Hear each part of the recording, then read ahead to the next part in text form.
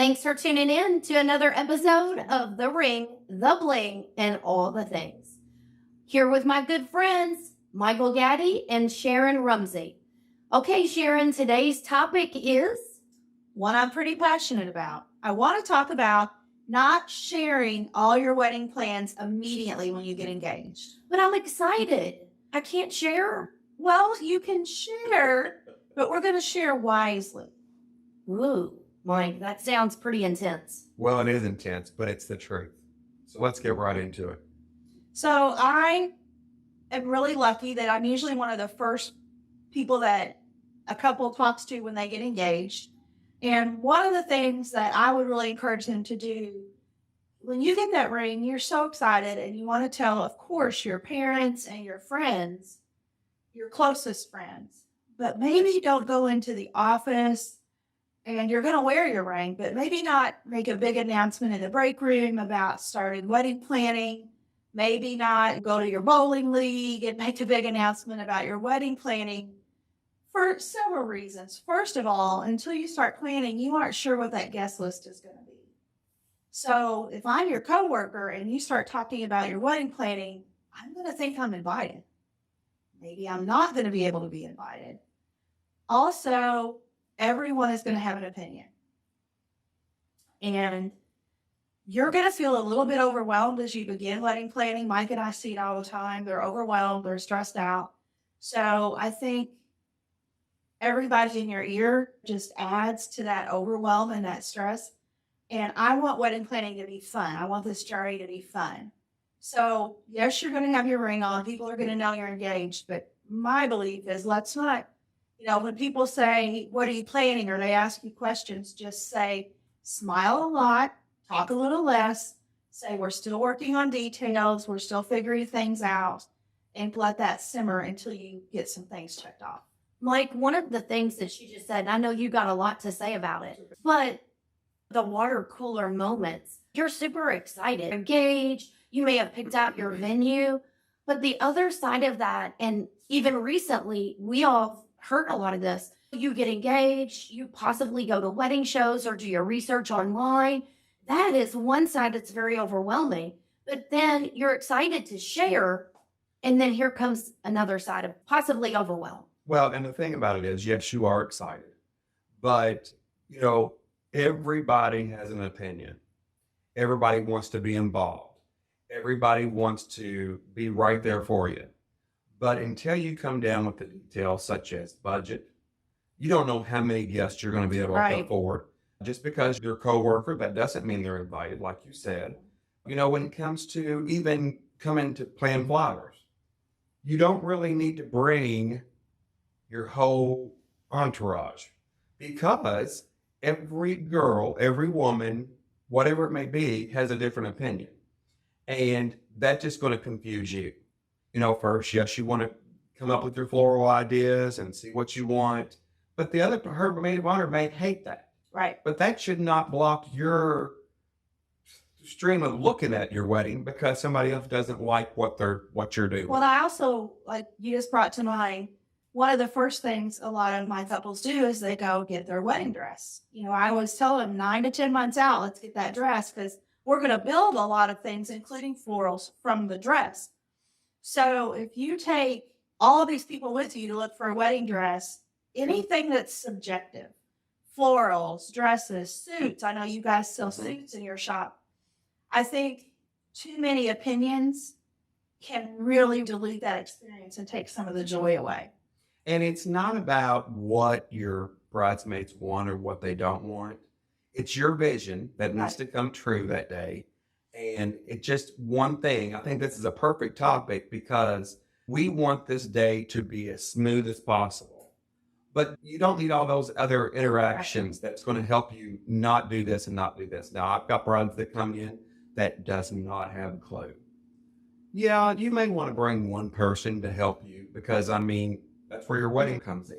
When you bring brides to me, either they know what they want or they don't know what they want. We're going to help them. But we're going to help them, and we're going to help you figure out what you do want. And of course, I'm not saying not to share these times with your parents, maybe your best friends. I know I've got a best friend. She's been my best friend since 8th grade.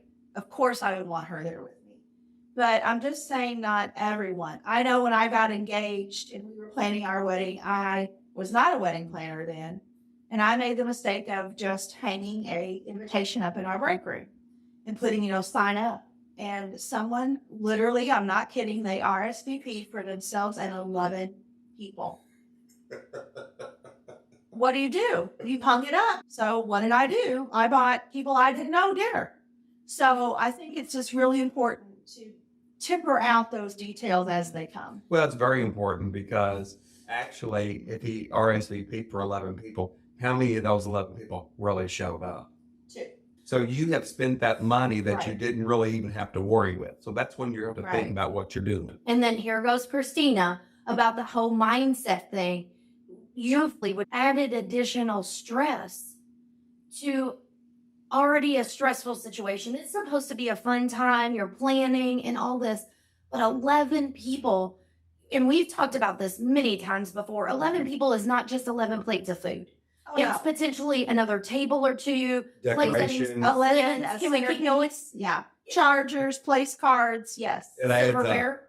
And I think us talking about these topics can just start your own mind turning.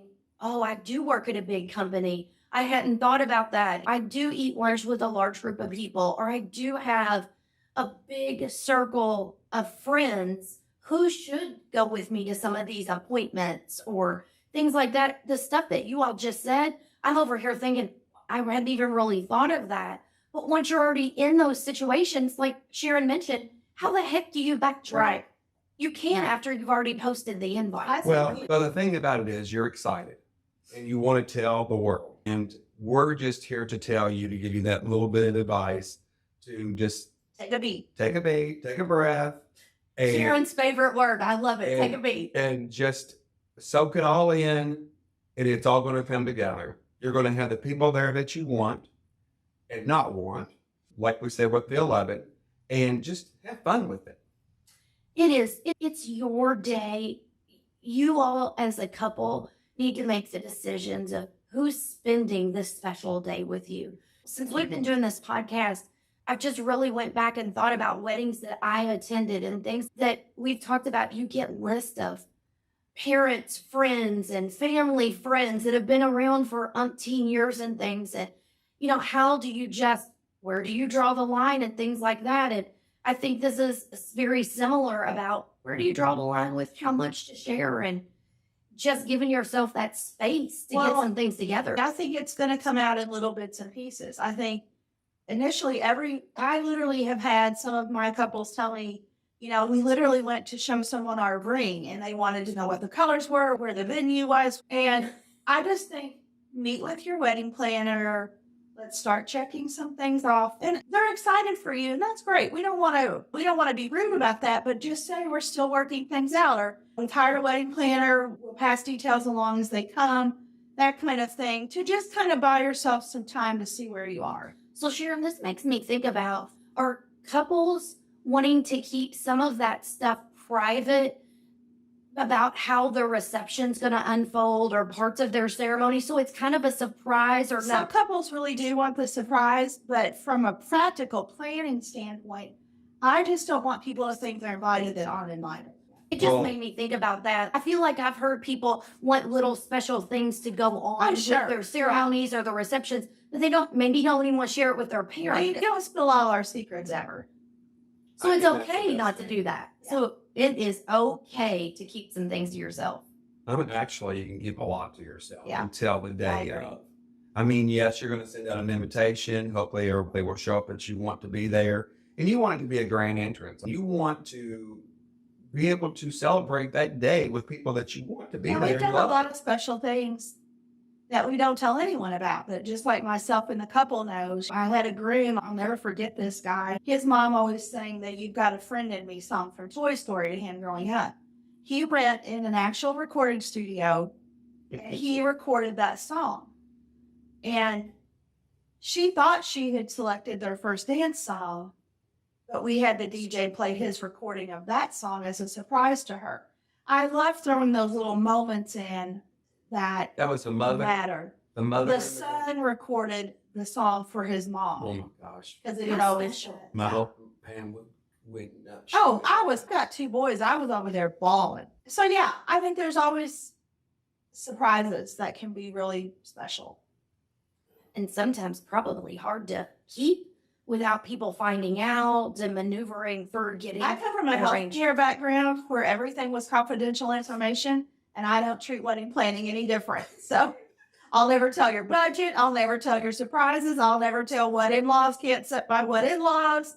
Well, this also makes me think of you've had some friends, quite a few of them that run in the same circle that were getting married kind of close together, but we're still trying to do unique things because they have a lot of the same friends. Well, that is the truth. I mean, last year we did like Four three or people four from the same people bridal party. from the same bridal party, and every one of those was totally different. Such a great group of friends. They all supported one another and wanted for the other to have their day. And it's not Yeah. that and you didn't get that feeling of, oh, I've got to outdo her. Nothing like that across the board. I thought that was great. And I actually have a current client who's a member of that same friend group that Mike and I will be doing in 2024.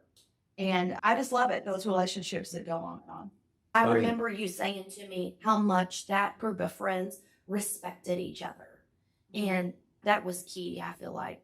And they've It's all stuck together. It's the biggest compliment to us when they've seen you do a wedding and they come out and want you to do theirs. That's the biggest form of advertising for me. You know, doing one wedding and then I'm doing the next bridesmaid's Right. wedding, the next one and the next one and the next one. That's a big accomplishment. I was having a conversation with another wedding vendor recently, and we were talking about going through life from doing even senior pictures and then engagement, wedding, family, just talking about that and being able to be throughout those journeys of a client's life. I'm to the point now where I've been in the business long enough that I'm asked to plan some baby showers.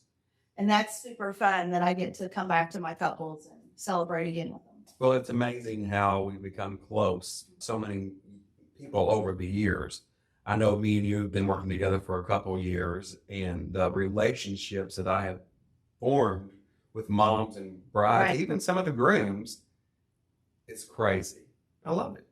It's the best part. Well, when you talk about a topic like this, if somebody just sees this topic and doesn't necessarily listen to what we've shared about it, it can be like, wait a second, are you really trying to dampen the excitement of this?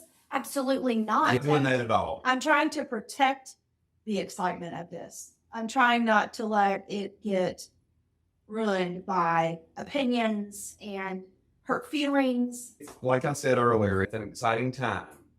But by keeping this in mind, this topic that we're talking about, it keeps you in contact with yourself and not blowing up and getting everybody involved. Your head's spinning because the more people that you have coming at you, it's going to be like a tornado, just spinning out of control. Michael, excellent. One of the biggest missions we set out when we started doing this podcast was education, resources, and information. A lot of times, people have not been through this before. So this topic we're talking about, it only is going to present a problem after they've been down this road. And if they can hear this message and, oh, this is why I kind of should hold a little bit of this in. That's what we're trying to do, is just really share something before you're dealing with. A lot of couples get engaged over the holidays. And I just spoke with a client recently. She got engaged at Thanksgiving. So when they went to Christmas, she said, my whole family's there and they're asking me, when's the date and what venue and what colors? And she said, I just wanted to go. I just got a ring. And that's what we're trying to protect. Well, and that probably, I hate to use the word took away from, but that was probably a lot coming at her and them as a couple on a holiday, a special family time of get together. So I think this is a really powerful message, although it can be very simple. I think it's really important to share this. Well, I think one thing too is Sharon and I have been in this business for quite some time. We have seen it. We have seen things happen. We have seen things happen over the years. And that's why we are here to help educate our listeners to make that day more enjoyable. And I think sometimes, and we talk on this podcast all the time, anybody that's been listening, about hiring professional wedding vendors. I know my role a lot of the time is to be that neutral third party that kind of always keeping my client first in my mind, but in a very nice professional way can temper some of these opinions. And if a wedding planner is not in your budget or not something you want, I've seen Mike do it. I've seen Mike in his very kind Mike way stay true to what he knows that bride sitting across from him wants when there's 4 people at that table that all have a different opinion. So again, bringing in those professionals who can be your advocate and kind of takes, honestly, some of the heat off you. Like, I tell my brides all the time, say your wedding planner said that's how we had to do it. Exactly. The heat's off. Well, this has been a great topic, and we hope that you all will stay with us for additional episodes. We've recorded a lot of episodes. You can go back and listen to past episodes or even watch some of them on YouTube. If you haven't already subscribed on your favorite podcast platform, please do. If you prefer to watch it in video format, you can always go to the website or watch on YouTube. So thank you so much for tuning in. And if you want to share feedback with us, we're happy to get it. Just go to our website. You can either click the record button or send us a message. And make sure that you leave us a lovely 5-star review. They make me so happy. Oh, she changed the wording. It should be glowing 5-star. Glowing 5-star review. All right, everybody. Until next time. See ya.